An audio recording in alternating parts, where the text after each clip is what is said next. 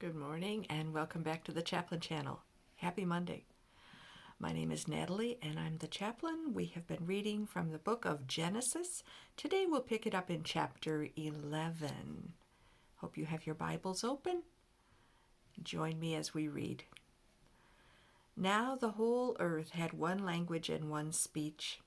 And it came to pass as they journeyed from the east that they found a plain in the land of Shinar, and they dwelt there. Then they said to one another, Come, let us make bricks, and bake them thoroughly. They had brick for stone, and they had asphalt for mortar. And they said, Come, let us build ourselves a city, and a tower whose top is in the heavens, lest we be scattered abroad over the face of the whole earth.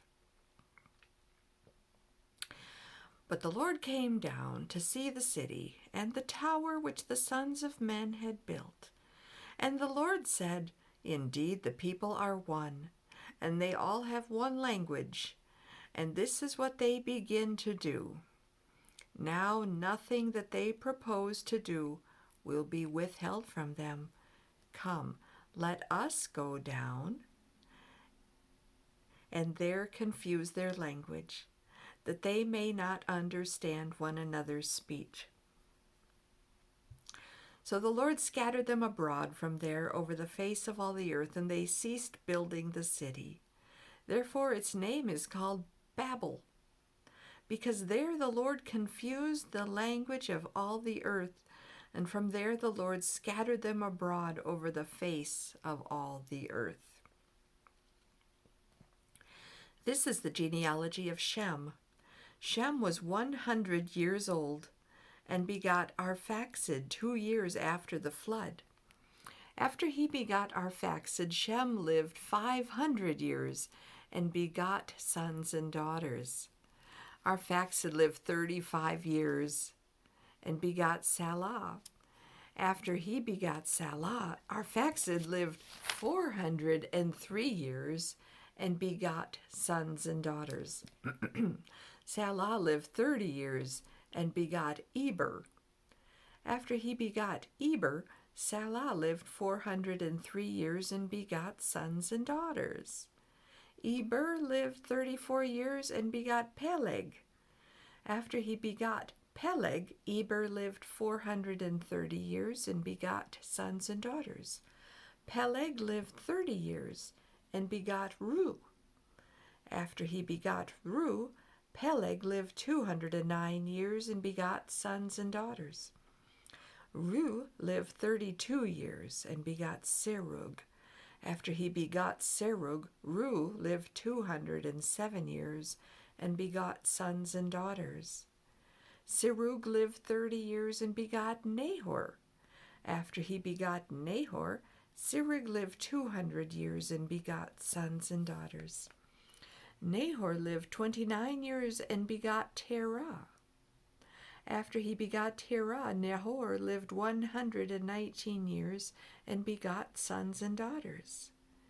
Now Terah lived 70 years and begot Abram, Nahor, and Haran. This is the genealogy of Terah.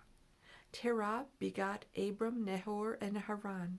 Haran begot Lot. And Haran died before his father Terah in his native land in Ur of the Chaldeans. Then Abram and Nahor took wives. The name of Abram's wife was Sarai, and the name of Nahor's wife Milcah, the daughter of Haran, the father of Milcah and the father of Ishkah. But Sarai was barren, she had no child. And Terah took his son Abram and his grandson Lot, the son of Haran, and his daughter-in-law Sarai, his son Abram's wife, and they went out with them from Ur of the Chaldeans to go to the land of Canaan. And they came to Haran and dwelt there. So the days of Terah were 205 years, and Terah died in Haran. Genesis chapter 12. Now the Lord had said to Abram, Get out of your country, from your family and from your father's house, to a land that I will show you. I will make you a great nation. I will bless you and make your name great, and you shall be a blessing. I will bless those who bless you, and I will curse him who curses you. And in you all the families of the earth shall be blessed. So Abram departed as the Lord had spoken to him, and Lot went with him. And Abram was 75 years old when he departed from Haran. Then Abram took Sarai his wife, and Lot his brother's son, and all their possessions that they had gathered, and the people whom they had acquired in Haran, and they departed to go to the land of Canaan. So they came to the land of Canaan. Abram passed through the land to the place of Shechem, as far as the terebinth tree of Moreh, and the Canaanites were then in the land. Then the Lord appeared to Abram and said, To your descendants I will give this land. And there he built an altar to the Lord who had appeared to him. And he moved from there to the mountain east of Bethel, and he pitched his tent with Bethel on the west and Ai on the east. And there he built an altar to the Lord, and called on the name of the Lord. So Abram journeyed, going on still toward the south. Now there was a famine in the land, and Abram went down to Egypt to dwell there, for the famine was severe in the land. And it came to pass, when he was close to entering Egypt, that he said to Sarai his wife, Indeed, I know that you are a woman of beautiful countenance. Therefore it will happen, when the Egyptians see you, that they will say, This is his wife, and they will kill me, but they will let you live. Please say you are my sister, that it may be well with me for your sake, and that I may live because of you. So it was, when Abram came into Egypt, that the Egyptians saw the woman, that she was very beautiful. The princes of Pharaoh also saw her, and commended her to Pharaoh. And the woman was taken to Pharaoh's house. He treated Abram well for her sake. He had sheep, oxen, male donkeys, male and female servants, female donkeys, and camels. But the Lord plagued Pharaoh and his house with great plagues because of Sarai, Abram's wife. And Pharaoh called Abram and said, What is this you have done to me? Why did you not tell me that she was your wife? Why did you say she is my sister? I might have taken her as my wife. Now, therefore, here is your wife. Take her and go your way. So Pharaoh commanded his men concerning him, and they sent him away with his wife and all that he had. Genesis chapter 13. Then Abram went up from Egypt, he and his wife, and all that he had, and Lot with him to the south. Abram was very rich in livestock, in silver and in gold. And he went on his journey from the south as far as Bethel, to the place where his tent had been at the beginning, between Bethel and Ai, to the place of the altar which he had made there at first. And there Abram called on the name of the Lord.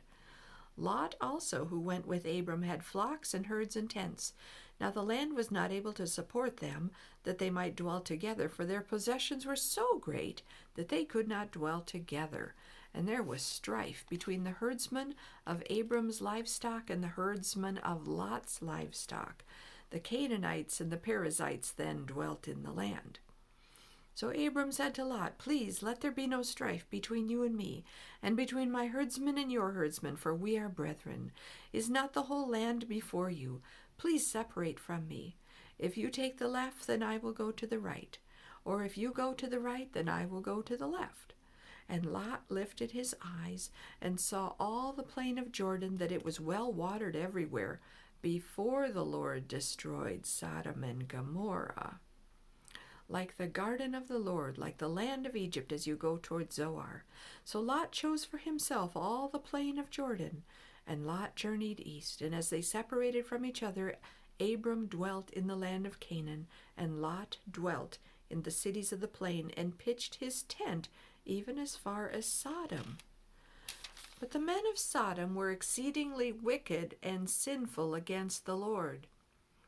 And the Lord said to Abram, after Lot had separated from him, Lift your eyes now, and look from the place where you are, northward, southward, eastward, and westward, for all the land which you see I give to you and your descendants forever.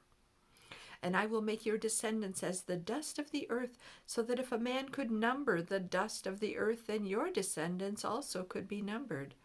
Arise, walk in the land through its length and its width, for I give it to you.